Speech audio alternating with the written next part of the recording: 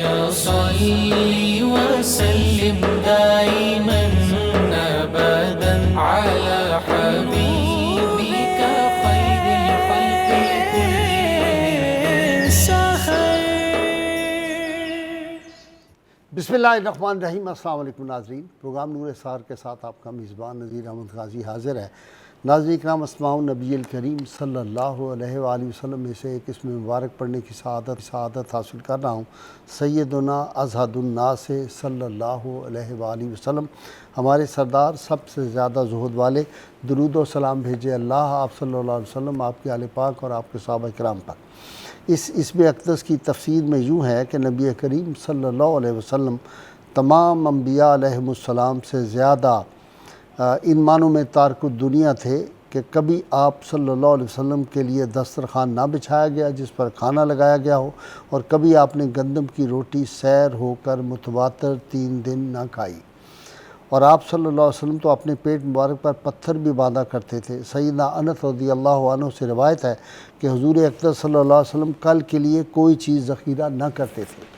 ناظرین کرام، آج کا ہمارا موضوع سیدنا سلمان فارسی رضی اللہ عنہ ہے. مہمانوں کا شروع میں تعارف کرا دوں. میرے پہلے مہمان پروفیسر صوفی عبدالحمید قادری صاحب ہیں. ساری عمر جو ہے وہ حجاز میں گزاری، اور ان کی معرکۃ العراب کتاب 2 والیوم میں battle fields of the holy prophet صلی اللہ علیہ وسلم ہے، جس پہ انہوں نے کوئی 30 برس مسلسل محنت اور کام کیا ہوا ہے. پھر سیدہ فاطمہ سلام اللہ علیہ پہ، پھر جو ہے وہ ان کی تاریخ مدینہ پہ جو کتاب ہے وہ بھی بڑی زبردست، کوئی 1200 صفحات کی کتاب. میرے مہمان بنتے رہتے ہیں، آپ ان سے واقف ہیں. میرے دوسرے مہمان ہمارے ملک کے مقتدر عالم دین بھی ہیں، پروفیسر حسن اویس مصطفی، بڑی باغ و بہار شخصیت. میرے تیسرے مہمان قدیم و جدید کا ایک حسین امتزاج مفتی ذیشان احمد حسان صاحب ہیں. آپ ان تینوں سے بہت خوب واقف ہیں. ناظرین کرام، آج سیدنا سلمان فارسی رضی اللہ تعالیٰ عنہ، سب سے بڑا اعزاز یہ ہے کہ آپ صلی اللہ علیہ وسلم نے فرمایا یہ میرے اہل بیت میں سے ہے. آپ مجھے بتائیں کہ ایک آدمی رسول اللہ صلی اللہ علیہ وسلم سے نسبی تعلق نہیں ہے، لیکن اس کے باوجود اس سے بڑا کوئی سٹیٹس میری نظر میں اس دنیا میں نبوت کے بعد اگر کوئی سٹیٹس ہو سکتا ہے تو یہ اتنا بڑا سٹیٹس ہے جس کا حساب نہیں. رسول اللہ صلی اللہ علیہ وسلم نے فرمایا یہ میرے اہل بیت میں سے ہے. سیدنا سلمان فارسی کی حیات جب ہم دیکھتے ہیں تو مجھے حفیظ ہوشیارپوری کا ایک شعر ایسا زبردست لگتا ہے کہ ان کے سامنے شاید سلمان فارسی کا سراپا تھا. انہوں نے یہ شعر لکھ دیا: تمام عمر تیرا انتظار ہم نے کیا، اور اس انتظار میں کس کس سے پیار ہم نے کیا. یہ میرے اسکالر بتائیں گے آپ کو کہ اس راہ میں کتنی جو ہے وہ بادیہ پیمائی کی ہے سیدنا سلمان فارسی نے، کیسے کیسے مواقع آئے، کہاں کہاں سے چلتے گئے. لیکن جو فطرت صالح ہوتی ہے نا، وہ اللہ تعالیٰ کا ایک ایسا حسن انتظام ہے جہاں اس کو پہنچانا ہوتا ہے. یہ میرا ایمان اور یقین ہے کہ ازل میں ہی اللہ تعالیٰ نے اپنے محبوب صلی اللہ علیہ وسلم کے جو صحابہ کرام تھے ان کو چن لیا تھا. یہ سلیکٹڈ خدا کا حسن انتخاب لوگ تھے. اور پھر سیدنا سلمان فارسی رسول اللہ صلی اللہ علیہ وسلم کی بارگاہ اقدس میں کس طرح پہنچے، کس طرح دامن مصطفیٰ صلی اللہ علیہ وسلم سے وابستہ ہوئے. اور بیدم وارسی نے بھی کمال کی بات کہی. اس نے کہا عدم سے لائی ہے ہستی میں آرزو رسول، عدم سے لائی ہے ہستی میں آرزو رسول، اور کہاں کہاں لیے پھرتی ہے جستجو رسول. تو جستجو مصطفیٰ میں کتنا لمبا سفر، کتنی تکالیف، کتنی آزمائشیں برداشت کی، لیکن الٹیمیٹلی منزل مقصود جو تھی وہ حاصل ہو گئی. یہ وہ ہستی پاک ہے ناظرین کرام کہ جن کی رسول اللہ صلی اللہ علیہ وسلم نے فرمایا تھا جنت جن کی مشتاق ہے. چند لوگوں کی ان میں سے سلمان فارسی رضی اللہ تعالیٰ عنہ ہیں. یہ 63 احادیث جو ہیں ان کے یہ راوی ہیں. اور اسی طرح ان کے تلامذہ میں ان کا مقام اس سے دیکھیے، ان کے شاگردوں میں ابو سعید خدری، عبداللہ بن عباس، اویس بن مالک جیسی ہستیاں شامل ہیں. اور پھر قرآن حکیم کی ایک آیہ مبارکہ جو ہے وہ خاص انہی کے لیے نازل ہوئی ہے: وآخرین منہم لما یلحقوا بہم. اور ان میں سے کچھ اور لوگ بھی ہیں جو ابھی پہلے گروہ سے نہیں آن ملے. اس کے بارے میں حضور سے جب پوچھا گیا تو آپ صلی اللہ علیہ وسلم آیا یہ سلمان فارسی کے حوالے سے ہے. اسی طرح آپ صلی اللہ علیہ وسلم کے جو ارشادات ہیں کہ آپ نے فرمایا کہ سلمان فارسی سبقت لے جانے والے 4 افراد ہیں. خود عربوں میں سب سے پہلے میں ہوں، پھر سلمان فارسی ہیں، پھر بلال حبشی اور صہیب رومی ہیں، اور یہ چاروں کے چاروں آپ کو پتہ ہے رحمت کونین صلی اللہ علیہ وسلم کے کیسے یہ عشاق ہیں۔ اور پھر ابو امامہ رضی اللہ تعالیٰ نے کہتے ہیں کہ میں حضور کی خدمت اقدس میں بیٹھا ہوا تھا، تو آپ صلی اللہ علیہ وسلم فرمایا میں عربوں میں سے، صہیب رومی میں سے، بلال حبشیوں میں سے اور سلمان ایرانیوں میں سے جنت کی طرف سبقت لے جانے والے ہیں۔ ناظرین کرام، ایک بات جو آپ کو سنانی ہے بہت ہی ایمان افروز دلچسپ ہے۔ 16 ہجری میں فتح مدائن ہوتی ہے۔ یہ سبجیکٹ تو ہمارے عبدالحمید قادری صاحب کا ہے، لیکن میں بیچ میں جو ہے دخل در غیر معقولات کر رہا ہوں کیونکہ مجھے یہ واقعہ بہت مزیدار لگتا ہے۔ یہ مدائن کی فتح ہوتی ہے اور ایران کا پائے تخت تھا، یعنی کیپٹل تھا ایران کا اس وقت، اور لیڈ کون کر رہا تھا مسلمانوں کی فوجوں کو؟ جناب سعد بن ابی وقاص اور ساتھ حضرت سلمان فارسی رضی اللہ تعالیٰ عنہ۔ تو سلمان فارسی جو تھے یہ حسبنا اللہ نعم الوکیل پڑھتے ہوئے، اور ساتھ ساتھ بن ابی وقاص یہ پہلے داخل ہوئے دریا کے اندر، اور بعد میں سارے وہ جو اقبال نے کہا نا دشت و دشت ہیں دریا بھی نہ چھوڑے ہم نے، اور بحر ظلمات میں دوڑا دیے گھوڑے ہم نے، یہ انہوں نے اپنا گھوڑا جو تھا وہ داخل کیا ہے سعد بن ابی وقاص کے ساتھ، اور جو انہوں نے وہاں پہ الفاظ کہے وہ بہت زبردست ہے، ایمان تازہ ہو جاتا ہے، کمال ہو جاتا ہے۔ اس کا ترجمہ میں بتا رہا ہوں آپ کو۔ اسلام ہر دم نو بنو اور تر و تازہ ہے، مسلمانوں کے لیے سمندر بھی اسی طرح مسخر کر دیا گیا ہے جس طرح زمین، یہ سادگی ہے۔ اور گورنر بھی جا کے ایک علاقے کے جب لگے ہیں تو وہاں اتنا سادہ تھے کہ ساری عمر کوئی گھر نہیں بنایا۔ ایک ان کا بہت عقیدت مند تھا، اس نے بڑا کوئی ٹھیکیدار ہوگا، اس نے کہا جناب مہربانی کریں آپ کو گھر بنا کے دینا چاہتا ہوں۔ کہنے لگے ٹھیک ہے پھر گھر اتنا بنا دو جب میں کھڑا ہوں تو میرا سر اوپر لگے، جب میں لیٹوں تو میرے پاؤں اور سر جو ہے یہ اس کی دیوار کے ساتھ لگے، لہٰذا ایک جھونپڑی بنا دی گئی تھی، اس جھونپڑی میں ساری عمر رہے۔ اور رحمت کونین صلی اللہ علیہ وسلم نے فرمایا تھا نا کہ ہر نبی کو 7 نجباء دیے گئے، مجھے 14 دیے گئے، اور ان 14 میں ایک سلمان فارسی رضی اللہ تعالیٰ عنہ ہے۔ اور سیدنا علی المرتضیٰ شیر خدا فرماتے تھے کہ جناب لقمان علیہ السلام کی طرح کا جو ہے امت مسلمہ میں جو حکمت لقمان ہے وہ سلمان فارسی کے پاس ہے، اور رسول اللہ صلی اللہ علیہ وسلم فرمایا علم کا ایک حصہ دیا گیا اسے، اور اس علم سے مراد علم لدنی ہے۔ اور پھر آپ صلی اللہ علیہ وسلم اگر کوئی دیکھنا چاہتا ہے کہ ایک آدمی جو ہے اس کا ایمان نے اس کو اندر سے منور کر دیا ہوا ہے تو وہ سلمان فارسی کو دیکھے۔ جناب سلمان فارسی رضی اللہ تعالیٰ عنہ نے، آپ کو معلوم ہے یہ بڑا جرنیل آدمی بھی تھے، باوجود اس کے کہ یہ بہت بڑے باپ کے بیٹے، پھر غلامی میں ان کو اغوا کر لیا گیا، پھر غلام بنتے بنتے وہ تفصیلات میرے اسکالر بتائیں گے۔ لیکن جو جنگ خندق ہوئی ہے، کیونکہ بدر و احد میں تو یہ ابھی مسلمان ہی ہوئے تھے، جب جنگ خندق ہوئی ہے تو اس وقت یہ ان کا مشورہ تھا کہ خندق کھودی جائے، اور وہ اتنا اہم اور اتنا کارآمد مشورہ ہوا، وہ اس کی لمبائی چوڑائی اس کی تفصیلات صوفی عبدالحمید صاحب آپ کے سامنے بیان کے، انہوں نے ایک ایک انچ دیکھا ہے جناب۔ جی بسم اللہ الرحمن الرحیم۔ سیدنا سلمان فارسی ابن اسلام، واہ، یعنی اپنے والد کا نام تک چھوڑ دیا، اور جب حضور صلی اللہ علیہ وآلہ وسلم نے فرمایا کہ یہ میرے اہل بیت میں سے ہے، تو اس لیے اکثر جو ہیں ادیب وہ ان کو سلمان محمدی کہا کرتے ہیں، سبحان اللہ، کہ نسب سے نہیں ہے۔ حضور صلی اللہ علیہ وسلم کی محبت کا تقاضا اتنا تھا کہ جب وہ خندق کھود رہے تھے تو تمام قبیلے کہہ رہے تھے کہ سلمان منا، کوئی کہہ رہا تھا سلمان منا، تو حضور صلی اللہ علیہ وسلم نے فرمایا سلمان منی۔ اس سے زیادہ کیا جس طرح آپ نے پہلے فرمایا ہے، اور کتنے طاقتور بھی تھے، بڑے طاقتور تھے، یعنی 10 آدمیوں کے لیے خندق کھودنے کا کہا تھا، اور یہ اکیلے پورا کام کرتے تھے، باقی کہتے تھے آرام کریں۔ اور مقام کا اگر ہم دیکھیں تو حضور صلی اللہ علیہ وسلم کی جو وار کیبنٹ تھی اس کے سب سے پرومیننٹ ممبر یہ تھے۔ جب بھی کوئی کنسلٹیشن ہوتی تو جب تک سلمان نہیں ہوتے تھے تو حضور کوئی بات نہیں کرتے تھے۔ خندق تو ایک مثال ہے بہت بڑی کہ جب حضور صلی اللہ علیہ وسلم کو یہ اطلاع ملی کہ وہ آ رہے ہیں اور دنوں کا اندازہ ہو گیا، تو آپ نے جب اپنی وار کیبنٹ کو بلایا تو حضرت سلمان فارسی نے کہا کہ یہ ایران میں ہم لوگ اس طرح کرتے تھے، اور یہ عربوں میں ایک بالکل نوول آئیڈیا تھا، اس سے پہلے کبھی تصور بھی نہیں تھا۔ کچھ یہ بھی ہے نا کہ یہ پہاڑی علاقہ تھا، پہاڑی علاقہ ہے، پہاڑی علاقے کے لوگ کہاں دیکھا ہے پہاڑی علاقہ ہے۔ تو حضور صلی اللہ علیہ وسلم نے ان کو ساتھ لیا، اور پھر خود آقا صلی اللہ علیہ وسلم نے اس کی تخطیط فرمائی، لائن لگا دی کہ یہاں سے یہ خندق کھدے گی۔ تو اس فتح کا سہرا اگر ہم بیک گراؤنڈ میں دیکھیں تو اس کے پیچھے سیدنا سلمان فارسی رضی اللہ تعالیٰ عنہ ہے. اس کے علاوہ جنگ خیبر میں جب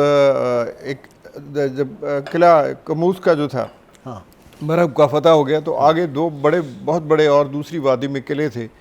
13 دن تک آپریشن رہا تو عرض کیا کہ یا رسول اللہ صلی اللہ علیہ وسلم میں جانتا ہوں ان کو کس طرح ہینڈل کرنا ہے. تو منجنیق اسمبل کی اور بڑی اونچی جگہ کے اوپر کر کے تو فرمایا ان کو اطلاع دے دو کہ کل ہم منجنیق استعمال کریں گے. اور نیکسٹ ڈے وہ سرنڈر کر گئے, یعنی اس کے چلانے کا موقع نہیں ہے. سلمان فارسی نے اپنے ہاتھ سے اسمبل کی کیونکہ یہ اس فن کو جانتے تھے. اور وہی جب مارکہ طائف ہوا حضور صلی اللہ علیہ وسلم نے وہاں بھی 23 دن کا جب محاصرہ کیا تو پھر عرض کیا کہ یا رسول اللہ صلی اللہ علیہ وسلم یہاں سلمان کو ہونا چاہیے, آپ اونچی جگہ کے اوپر مجھے اجازت دیں, میں پھر اسمبل کروں گا ایک. اور حضرت طفیل الدوسی رضی اللہ تعالیٰ عنہ منجنیق لے کر آ گئے تو اس کو انسٹال کیا, اور پتھر اس کو جو بڑے بڑے طائف میں عام مل جاتے ہیں ان کے لیے جب ارشاد ہوا تو حضور صلی اللہ علیہ وسلم نے فرمایا کہ سلمان اس سے تو بہت جانیں چلی جائیں گی. میں آقا یہ ایک ٹیکٹک ہے دشمن کو مرعوب کرنے کی, اور ہم استعمال نہیں کریں گے. سیدنا علی کرم اللہ وجہہ کی روایت بھی یہی ہے کہ حضور نے انسٹال کی ایک وہ جو تھا روب جو تھا ملٹری وہ کر دی ہے, لیکن حضور نے چلائی نہیں ہے. ایٹم بم رکھا ہوا ہے, ایٹم بم اس وقت کا جسے آپ کہتے ہیں نا کہ ماس ڈسٹرکشن کا جو ویپن تھا وہ انہوں نے استعمال کیا. ہر میدان جنگ میں یہ سیدنا علی کرم اللہ وجہہ کے ساتھ بھی رہے. قبلہ یہاں ایک بات بڑا غور طلب ہے, جی رحمت اللہ عالمین کی رحمت اللہ عالمینی بدترین دشمنوں کے ساتھ بھی ہے کہ نقصان ہو جائے گا, نہیں یہ بم نہیں چلانا. اس لمحے کے اوپر کہ جب آپ کر سکتے تھے نہیں کر سکتے, ایز اے ٹیکٹک استعمال کیا ہے, ایز اے ٹیکٹک کرو اور وہ سرنڈر کر جائیں. لیکن کبھی ایسا استعمال نہیں ہوا. ابن سعد نے اور دوسروں نے لکھا ہے کہ نہیں 1-2 فائر کیے گئے تھے, لیکن سیدنا علی کرم اللہ وجہہ کی بڑی کبھی روایت ہے کہ ہم نے اسے انسٹال کر لیا تھا لیکن اسے استعمال نہیں کیا. واہ. تو وار کیبنٹ میں جو سیدنا سلمان فارسی رضی اللہ عنہ کا رول ہے کہ مختلف غزوات میں آپ رہے, اور لیکن ان کے زہد اور تقوی کی اگر بات کرتے ہیں تو جو ہی وہ دن کو آپریشن ہوتا تھا, یعنی جب میدان میں گئے ہیں تو رات کو جو مجلس ذکر ہوتی تھی وہ ایک عجیب منظر ہوتا تھا. اچھا. کہ اکٹھا کر کے کہنا کہ آؤ ہلکا لگاؤ, ہمارا وہ کام جو یہ جہاد علی النفس ہے, وہ جہاد علی الظالمین ہے. وہ ہم دن کو کریں گے, یہ ہم اپنے رات کو کرتے ہیں. تو اس میں حضرت ابو درداء رضی اللہ تعالیٰ عنہ اور یہ ساری شخصیتیں مل کے تو پھر وہ رات کو ضربیں لگتی تھی ذکر کی. واہ واہ. اور ایک مثال دی جاتی, ان میں حضرت ابو درداء میں بڑا دوستانہ بہت تھا. وہ شام میں سیٹل ہو گئے, یہ ادھر مدائن کے گورنر تھے. تو ایک دفعہ ملنے کے لیے گئے تو بہت مشہور واقعہ ہے کہ جب ان کو پتہ چلا میرے دوست آ چکے ہیں, یہ عمر میں بہت سینئر تھے, وہ جوان تھے, تو برآمدے میں ان کو بٹھا کرنے کہ آج میں کھانا اپنے ہاتھ سے بناؤں گا. اور وہ بنا رہے ہیں تو دیکھا کہ وہ جو بوٹیاں بھون رہے تھے ان میں سے وہی ذکر جو کر رہے تھے اس کی آوازیں آنے لگ گئی. اللہ. تو وہ ایک دم بھاگتے ہوئے آ کے, اور ان میں یارانہ اتنا تھا تو جو الفاظ انہوں نے میں استعمال کیے میں وہ ترجمہ کر رہا ہوں. او سلمان کے بیٹے ادھر آؤ, میں تمہیں دکھاتا ہوں یہ کیا ہے. تو جب جاتے ہیں تو وہ کوئی آواز نہیں آئی. تو انہوں نے کہا یہ کیا ہو گیا؟ کہنے کہ ابھی تو ذکر کر رہے تھے. کہنے کہ اب تمہارا منہ چپ نہیں رہ سکتا تھا. ہم جب حضور صلی اللہ علیہ وسلم کے ساتھ کھانا کھاتے تھے تو وہ کھانے سے جو تسبیح و تحلیل کی آوازیں آتی تھی, اور میں جب ذکر کرنے بیٹھتا ہوں اپنے وہ جو حجرہ بنایا ہوا تھا آپ کی کٹیا کہ اس کی پرچھتی کے اوپر برتن ہوتے ہیں, میں جب ذکر کرتا ہوں اکیلا تو برتن بجنے لگ جاتے ہیں, کبھی نیچے گر جاتے ہیں.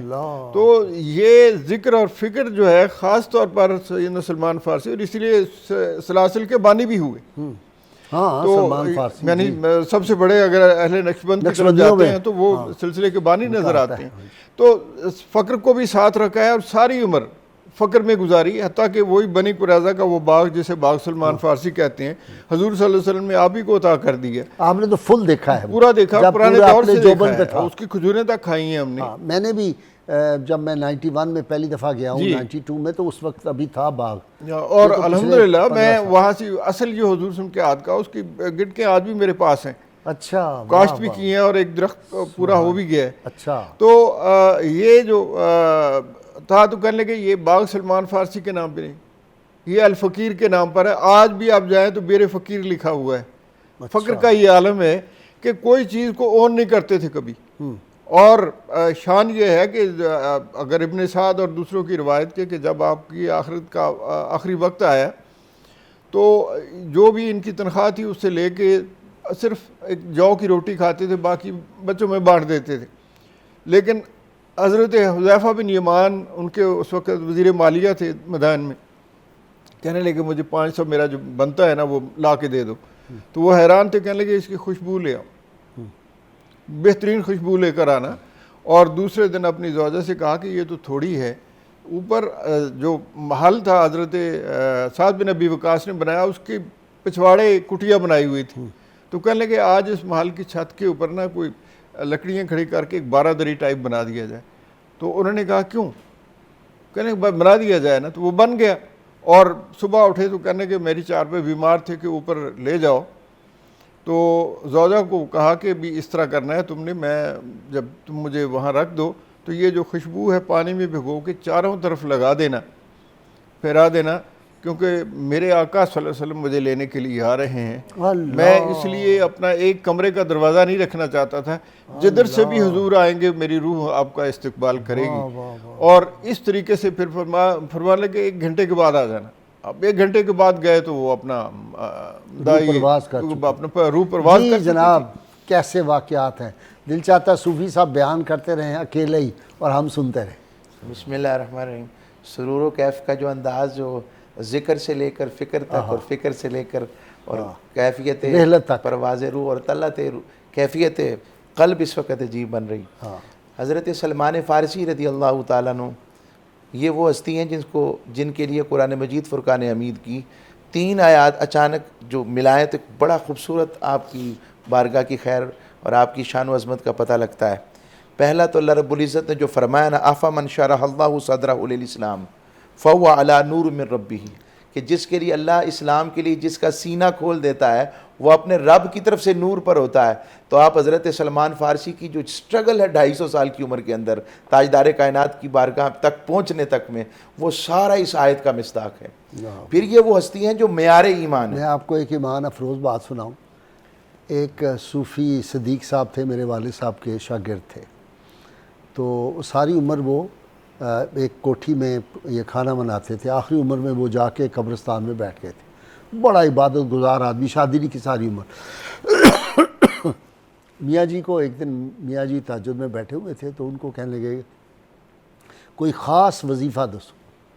میاں جی نے کہا ایسا وظیفہ بتا دوں گا پھر تم ساری زندگی جو ہے نا روشن ہی رہو گے. یہی آیت پڑھی افمن شرح اللہ صدرہ للاسلام. وہ صوفی صاحب ہر وقت رات دن نماز کے علاوہ یہی آیت پڑھتے رہتے تھے. آپ یقین کریں ان کے ہاتھ کا جسے ایک دفعہ کھانا کھا لیا ہے وہ بندہ جو ہے وہ ساری عمر یاد ہی کرتا رہے گا کہ کیا کھانا تھا. اور وہ جملہ دیکھیں نا، فَهُوَ عَلَى نُورٍ مِّن رَبِّهِ، اس میں کتنی بڑی کیفیت ہے کہ اپنے رب کی طرف سے نور پر ہے.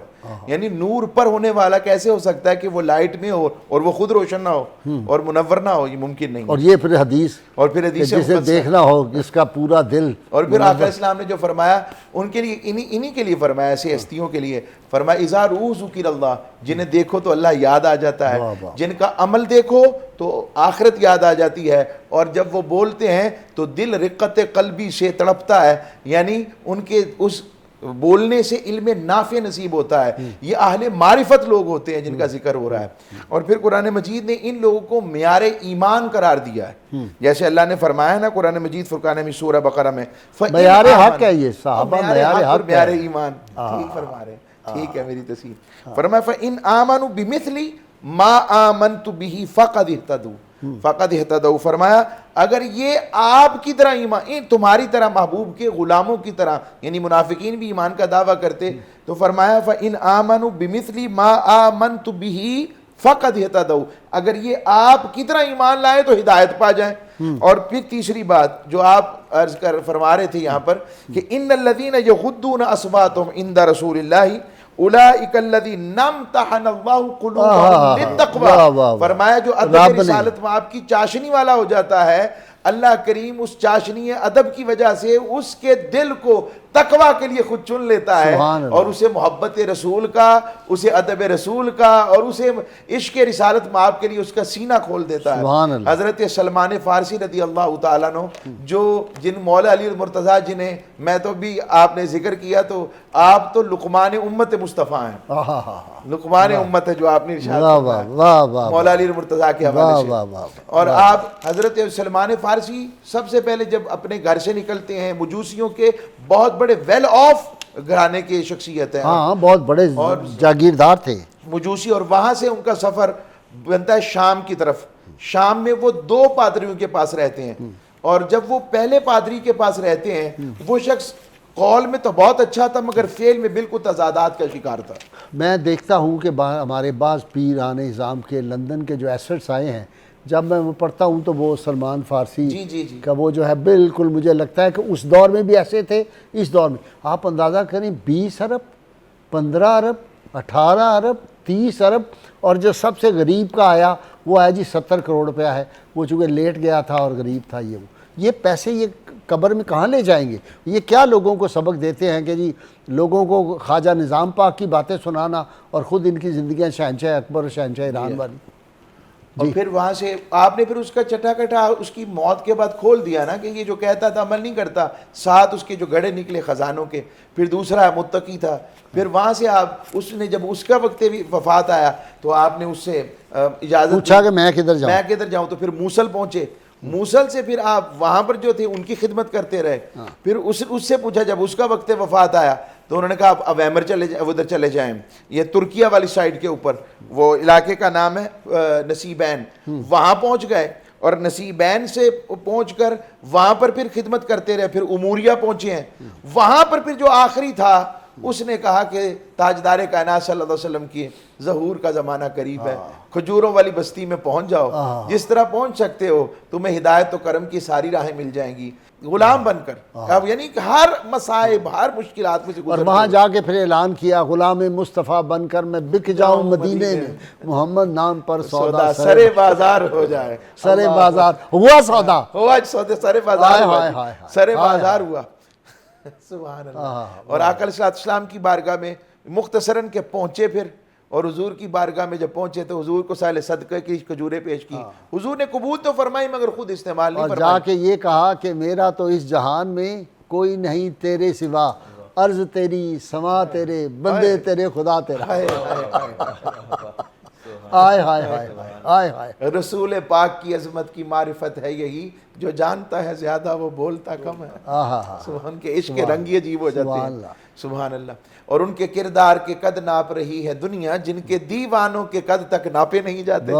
حضور کی بارگاہ کے جو آقا کے غلام ہو جاتے ہیں اور جو اس نشانی کے سگ ہیں نہیں مارے جاتے، ان کی کیفیت بدل جاتی ہے۔ ٹور انڈرے جو تھا حضرت، اس نے بڑی زبردست بات لکھی ہے جو کتاب اس نے محمد مین اینڈ ہز فیتھ، یہ آپ کی بات کی تائید میں کہہ رہا ہوں۔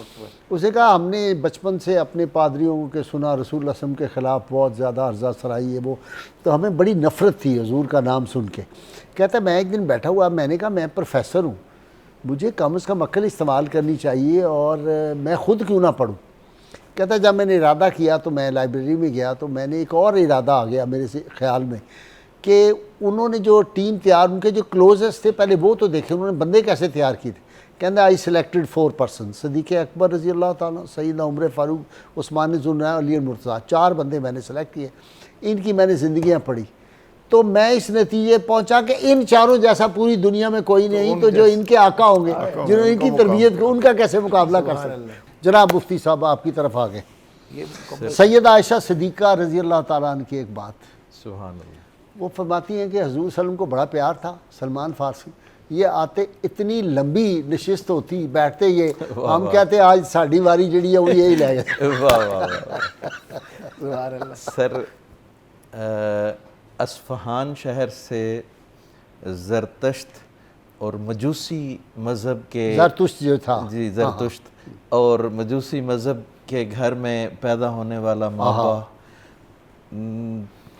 صحرا اور کریا بھٹکتا پھرتا، صدیوں کی تلاش اپنے سینوں میں سموئے ہوئے، جب مدینے کی نور سحر میں پہنچتا ہے واہ واہ، تو مدینہ کی نور سحر ان کے ان سارے اندھیروں کو اجالوں میں بدل دیتی ہے، اور ایمان کی سحر ہو جاتی ہے، اور ایمان کی سحر ہو کے وہ سلمان فارسی ہو جاتے ہیں۔ ایک شعر سنیں، بڑا ذہن میں مچل رہا ہے، چھانی ہے خاک ہم نے بھی صحرائے نجد کی، واہ، چھانی ہے خاک ہم نے بھی صحرائے نجد کی، مجنوں کا نام ہو گیا، قسمت کی بات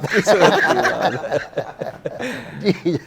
تو حضرت سلمان فارسی رضی اللہ تعالی عنہ کی شخصیت کے بہت سارے پہلو ایسے ہیں جو آج بھی ہمارے لیے قابل تقلید، اور آج بھی اگر ہم ان کو قابل فخر بھی، قابل فخر، آج بھی اگر ہم اس کو نور سحر کے پلیٹ فارم سے اگر ہم اپنی زندگیوں میں امپلیمنٹ کر لیں ہاں، تو سر میں اس کو مضمون کو بیان کرنے کے لیے سہارا لوں گا۔ جم کولن نے ایک کتاب لکھی گڈ ٹو گریٹ، ہاں، گڈ ٹو گریٹ، بالکل کہ ٹھیک۔ گریٹ کیسے بنتے ہیں، گڈ سے گریٹ میں کو میں نے اپنے پوتے کو پچھلے مہینے لے کے دیا ہے، میں کہا یہ پڑھو۔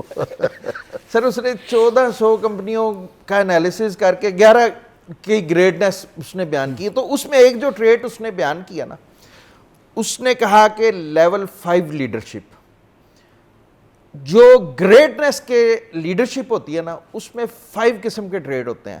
پہلا وہ لکھتا ہے کہ high level of individual capability and consistency, consistency جس میں نہیں ہے وہ کبھی بھی عظمتوں کے دروازے نہیں کھول سکتا۔ واہ واہ واہ واہ، آپ حضرت سلمان فارسی کی کنسسٹنسی دیکھیے کہ مورخین نے لکھا کہ 10 دفعہ فروخت ہوئے ہیں غلام بن کر۔ حدیث یہاں پہ ایک ضرور مینشن کر دیں، جی، سرکار نے فرمایا کہ عمل بے شک تھوڑا کرو آہا، لیکن مستقل کرو، یہ مستقل اصول وہاں سے ہے، کنسسٹنسی۔ Consistency۔ کیوں حضرت ایسے ہی ہے، مستقل جو کر دیا پھر کرو۔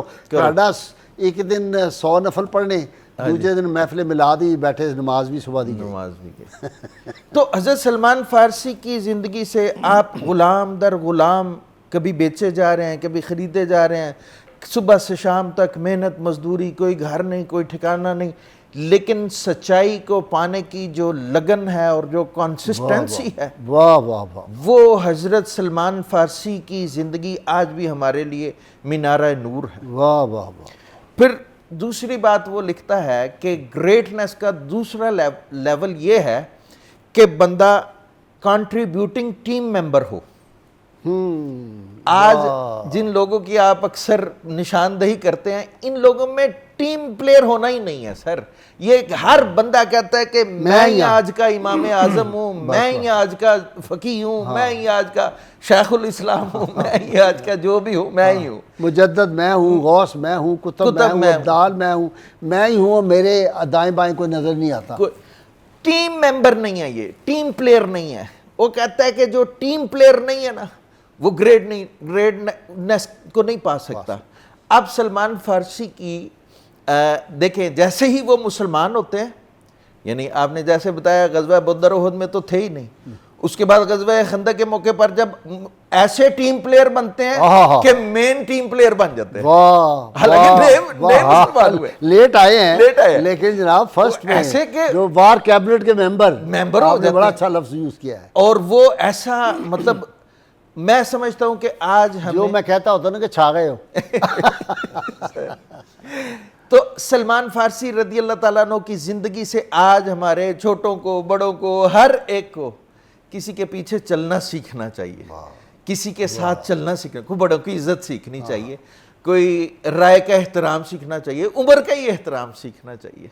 حضور علیہ السلام آپ ماشاءاللہ عمر میں بھی کافی زیادہ تھے، کافی عمر پائی، سب سے زیادہ عمر پائی۔ رسول اللہ کے صحابہ میں سے سب سے زیادہ ان کی کوئی کہتے ہیں 250، کوئی کہتے ہیں 200 سال سے زیادہ، ان کے بعد انس بن مالک ہے تو امہات المومنین بھی ان کی عمر کی وجہ سے ان کی بے تحاشا عزت کرتی، حضور علیہ السلام نے سکھایا سبحان اللہ کہ یار یہ بڑے ہیں، کوئی ادب ہی سیکھ لو۔ وہ جناب اللہ اور اللہ کے رسول ان سے محبت کرتے ہیں، یہ اللہ اور اللہ کے رسول سے محبت کرتے ہیں۔ بلکہ سر مسند احمد کی حدیث مبارکہ فرمایا اخبرنی انہو یحبہم وامرنی، حضور علیہ السلام نے فرمایا مجھے حکم دیا گیا ہے، رب کا حکم، ای ان احبہم، یہ ان 4 لوگوں سے محبت کرنے کا مجھے حکم دیا۔ اللہ، علی سے، ابو ذر غفاری سے، سلمان فارسی سے اور مقداد سے۔ تیسری بات وہ کہتا ہے کہ گریٹنس کا لیول یہ ہے کہ ایک بندہ کمپیٹنٹ مینیجر ہو۔ جو کمپیٹنٹ مینیجر نہیں ہے، سلمان فارسی رضی اللہ تعالیٰ عنہ نے صرف خندق کا مشورہ نہیں دیا بلکہ اس کی مینجمنٹ بھی بتائی، جس طرح قبلہ نے بتایا کہ 10 لوگوں کو ایک پورشن دیا گیا، اس کی لمبائی چوڑائی بتائے گی کہ 40 ہاتھ ہر گروپ جو ہے وہ کاٹے گا اور 15 فٹ یا 20 فٹ تک چوڑائی اس کی ہوگی، ان کی مینجمنٹ۔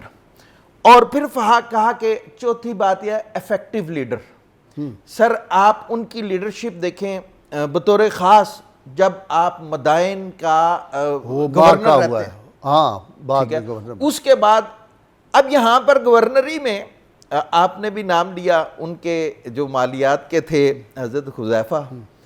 ایک دفعہ ایسا ہوا کہ حضرت حذیفہ، ایک دفعہ نہیں کئی دفعہ، ان کچھ لوگ آئے کہ حذیفہ ہمیں بتاتے ہیں کہ رسول اللہ صلی اللہ علیہ وسلم ایسے کہتے ہیں، ایسے کہتے ہیں، ایسے کہتے ہیں۔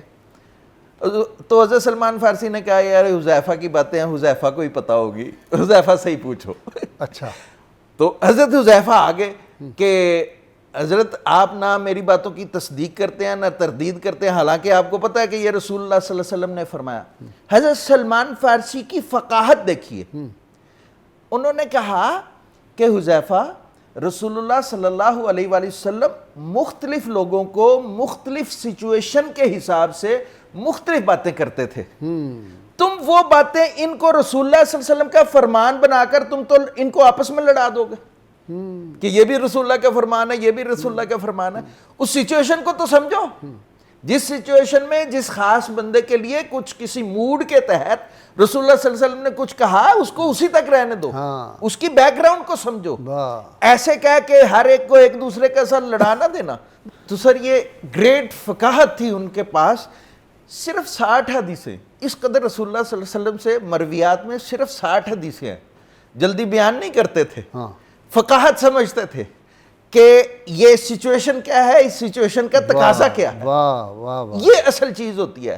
اور بلکہ ایک دفعہ دجلہ کے کنارے ایک شاگرد ان کے ساتھ، تو انہوں نے فرمایا یہ گھوڑے کو پانی پلاؤ، وہ دریا سے اس نے پانی پلایا، کہا اور پلاؤ، اس نے اور پلا دیا، کہا اور پلاؤ، کہا جی بس وہ پر ہو گیا گھوڑا، کہا دریا میں سے پانی کتنا کم ہو گیا، ہائے ہائے ہائے کیا سمجھایا ہے، واہ واہ، سر دریا میں تو کوئی پانی کم نہیں ہوا۔ فرمایا یہی علم ہے، تم علم کے اس دریا میں سے جتنی بھی غوطہ زنی کرتے رہو گے، جتنا بھی پیتے رہو گے، علم ختم نہیں ہوتا۔ میں حیران ہوتا ہوں ماشاءاللہ نور سحر کے پلیٹ فارم سے روزانہ نئے ٹاپکس، نئے، اور لیکن اللہ تعالیٰ علم کے دریا کو بہائے رکھتا ہے اور چلتا رہتا ہے۔ یہ قافلہ عشاق ہے جی۔ حضرت کرامات بھی ان کی تھی، سبحان اللہ۔ وہ جب گورنر بن کے گئے تو کتوں کو حکم دیا کہ چوریاں ہو رہی ہیں، پتہ چلا ہے تو جو بھی چور اس کو پکڑ لینا، رات کو انہوں نے سارے قابو کر لی۔ یہ کیسی بات ہے؟ یہ جس طرح آپ نے پہلے انٹرو میں فرمایا نا کہ جب وہ دجلہ عبور کرنے کا وقت آتا ہے، وہ اس سے پہلے بھی ایک واقعہ ہو چکا تھا۔ جب آپ خیبر کے لیے نکل کے جا رہے ہیں تو حضور صلی اللہ علیہ وسلم جہاں مسجد قبلتین ہے وہاں بھی ایک وادی تھی، اور وہ بھی چونکہ برسات کا موسم تھا تو پوری بھر کے چل رہی تھی۔ تو عرض کیا یا رسول اللہ صلی اللہ علیہ وسلم آج موسیٰ علیہ السلام کی طرح کوئی فرما دیجئے نا۔ تو حضور نے فرمایا کہ گھوڑے دوڑاؤ اور نکل جاؤ۔ اور مجھ سے وہ ایسا فیصلہ لیا کہ جب دجلہ سامنے آیا تو کہنے لگے کہ سعد، وہ وقت یاد ہے کہ جب رسول اللہ صلی اللہ علیہ وسلم نے ایک عملی مظاہرہ کر کے دیا تھا اور ہم سب کراس کر گئے تھے۔ تو حضور صلی اللہ علیہ وسلم کی سیرت ہمارے لیے کس لیے، چلیے نعرہ لگاتے ہیں، ہم اس کو کراس کرتے ہیں۔ تو جس طرح آپ نے فرمایا کہ وہ اتنے حیران تھے، انہوں نے جگہ جگہ کیل ٹھوکے ہوئے تھے زمین پہ کہ ان کے اونٹ آئیں گے تو وہ زخمی ہو جائیں گے، یعنی مائنس لگائی ہوئی تھی اپنی طرف سے۔ اور جب ان سب کو کراس کر کے گئے تو وہ دیو آمدن کرتے ہوئے وہ بھاگ کے چلے گئے۔ ان سب کے اگر دیکھا جائے تو ایک آئیڈیا جو تھا نا کریٹر، وہ سیدنا سلمان فارسی ہیں۔ کہ جنگی لحاظ سے اگر دیکھا جائے تو میں سمجھتا ہوں کہ انہوں نے عرب اور عجم دونوں کی وزڈم کو اکٹھا کیا. واہ واہ واہ. وہ انوار جو رسول اللہ صلی اللہ علیہ وسلم سے لیے انہوں نے عرب و عجم کے علوم کو اکٹھا کر کے, اور اس میں ہمارا جو دفاعی ایک حصار بنا ہے, اور پھر آگے جس طرح وہ بھی فرمایا تھا کہ اول کے علوم بھی جانتا آخر میں یہ وہ تھا نا صورتحال کے عجم اور عرب کے علوم کو اکٹھا کر کے. اس سے جو محدثین نے لکھا اس سے مراد یہ ہے کہ پہلی کتابوں کا بھی ان کو علم تھا, تورات انجیل کا بھی, ان کے ادیان سے اور گزرے ہوئے قرآن ہیں, حکیم کے بعد کے علوم. یعنی کوئی جسے کہتے ہیں نا کوئی علم چھوڑا نہیں تھا. اور عالم یہ تھا کہ رسول اللہ صلی اللہ علیہ وسلم کی مجلس میں جب بارگاہ بے کس پناہ میں آپ حاضر ہوتے تو حکم تھا کہ جب سلمان اندر ہو تو کوئی اور نہ آئے. سیدنا ابوبکر صدیق رضی اللہ عنہ نے ناک کیا, سیدہ عائشہ صدیقہ دروازہ کھولنے کے لیے رضی اللہ تعالیٰ عنہ گئی تو فرمایا کہ کون ہے اندر, تو فرمایا سلمان فارسی بیٹھے ہیں. تو کہنے لگے اچھا میں انتظار کرتا ہوں. تو آقا صلی اللہ علیہ وسلم نے عرض کیا کہ سلمان آیا, آپ نے فرمایا نہیں میرے بابا سیدنا ابوبکر صدیق آئے, تو فرمایا انہیں کہہ دیجئے جب تک سلمان باہر نہیں جائے گا وہ اندر نہیں آئیں گے. اللہ تخلیہ کا یہ عالم ہے کہ وہ کیا ٹرانسفر تھی علوم کی, وہ کیا یعنی حضور صلی اللہ علیہ وسلم سے جو فیض انہوں نے لیا ہے کہ جب بھی پھر اس کے بعد صحابہ کو یہ ایک طرح کے جیسے کان ہو گئے تھے کہ اگر سلمان فارسی آقا صلی اللہ علیہ وسلم کے ساتھ بیٹھے ہیں تو تخلیہ دے دو. جب تک آپ تشریف نہیں لے کے جاتے تھے آقا صلی اللہ علیہ وسلم کے در اقدس پہ کوئی حاضر نہیں. حضرت علی کا فرمان ہے کہ اول علوم کا بھی ماہر ہے, اور آخر علوم کا بھی یہ ماہر ہے. تو انہوں نے تو ہر چشمے سے سیراب ہو کے پیا ہوا تھا, اور پھر چشمہ رسالت میں آپ صلی اللہ علیہ وسلم سے جو کچھ لیا وہ آج صدیوں تک ہمارے لیے رہنمائی دے رہا ہے. وہ کردار ہم کہاں سے لائے کہ جس کو فقر بھی ہے. گورنری کا یہ عالم ہے کہ چارج لینے کے جا رہے ہیں, ایک جبہ پھٹا ہوا پہنا اور گدھے کے اوپر بیٹھے, لوگ رستہ نہیں دے رہے, کھڑے ہیں. تو کہنے لگے وہ کہنے لگے کیوں کھڑے, کہنے لگے گورنر کا انتظار کر رہے ہیں. تو کہنے لگے میں ہی گورنر. انہوں نے کہا یہ گورنر کی شکل ہے, یہ عالم ہے. یعنی فقر کا آپ عالم دیکھیے کہ اس کے بعد جب ہم شامی گورنروں کی بات کرتے ہیں اور یہ میدان کے گورنر جب جا رہے ہیں تو زمین آسمان کا فرق نظر آتا ہے. بہت شکریہ آپ کا, اللہ آپ کو سلامت رکھے. آپ کا بہت شکریہ مفتی صاحب, آپ کا بھی. ناظرین کرام, کتاب الشفا کبیر سے جی نسخے وقت ہو گیا. اولاد کو مطیع و فرما بردار بنانے کا وظیفہ ہے, اور یہ آج کل ہر گھر کا ایک مسئلہ بنا ہوا ہے. جو بچے جوان ہیں, ہماری جین زی جو ہے وہ اپنے ماں باپ کو کہتے ہیں بابا تمہیں کیا پتہ, ڈیڈ تمہیں کیا پتہ, موم تمہیں کیا پتہ. نہیں, وہ سب کچھ جانتے ہیں. ہر ماں جو ہے وہ رابع اثر ہوتی ہے, اور ہر باپ جو ہے جنید وقت اپنے اولاد کے لیے ہوتا ہے. تو کتاب الشفا سے یہ ہے جی, پیج نمبر 229 پہ ہے. اول و آخر 11 مرتبہ درود پاک پڑھ کے روزانہ صبح بچے کی پیشانی پر ہاتھ رکھ کر 21 مرتبہ پڑھیں, اولاد انشاءاللہ تابع فرمان ہو جائے گی. یا شہیدو بہت آسان ہے, اور اس کو صبح نور پبلیکیشن غزنی اسٹریٹ اردو بازار نے شائع کیا ہے. دوسرا وظیفہ ہے جی پیج نمبر 156 پہ, غم زدہ کا علاج. حضرت عبداللہ بن مسعود رضی اللہ تعالیٰ اس کے راوی ہیں. اول آخر 11 مرتبہ درود پاک پڑھ کے جب کوئی غم یا دکھ پہنچتا ہو تو یہ کلمات پڑھا کریں, یا حیو یا قیوم بے رحمتک استغیث. یہ بہت آسان وظیفہ ہے, یہ وظائف پڑھا کریں. اللہ کے رسول صلی اللہ علیہ وسلم نے ہمیں بتائے ہیں, یا صحابہ کرام نے, یا جو بزرگان دین اولیاء کرام تھے, ان کی تاثیر ہوتی ہے. جب کوئی وظیفہ ہم پڑھتے ہیں تو جس بزرگ کا بتایا ہوتا ہے ان کی نگاہ بھی ہوتی ہے, اور بڑا فیض ملتا ہے اس سے. ہم نے تو زندگی میں بڑے تجربے کیے ہیں. ڈاکٹر محمد عبید اللہ فرمایا کرتے, کسی نے پوچھا یہ جو وظائف پڑھتے ہیں, کہنے لگے بھائی میں اس پہ بحث نہیں کرتا, ان سے بڑا عالم تو کوئی نہیں اس دور میں ہوا. انہوں نے کہا مجھے اس کا بڑا فائدہ ہوتا ہے, جو مجھے بتائے ہوئے بزرگوں نے پڑھا ہے میں نے وظیفہ. یہ سیرت سیدہ فاطمہ سلام اللہ علیہ کتاب ہے جو میں نے لکھی ہوئی ہے, اس کو بھی صبح نور پبلیکیشن نے شائع کیا ہے. یہ ہماری بائیں بہنیں بیٹیاں مائیں جو ہیں ان کو ہر گھر میں یہ کتاب پڑھنی چاہیے. یہ جب ہم کتابیں پڑھتے ہیں تو امام غزالی کے بقول ایسے ہے جیسے ہم ان کی محفل پاک میں جا کے اگر باوضو ہو کے پڑھیں تو ایسے ہوتا ہے جیسے ان کی محفل میں بیٹھے ہوئے ہیں, اور ان کی توجہات ہمیں روحانی نصیب ہوتی ہیں. اللہ کریم کی بارگاہ میں دعا ہے اللہ تعالی ہمیں سید عالمین صلی اللہ علیہ وسلم کی غیر مشروط محبت لامحدود فدائی نصیب فرمائے. مل کے نعرہ لگائیں گے, پاکستان کا مطلب کیا, لا الہ الا اللہ محمد رسول اللہ صلی اللہ علیہ وآلہ وسلم. أبدا على حبيب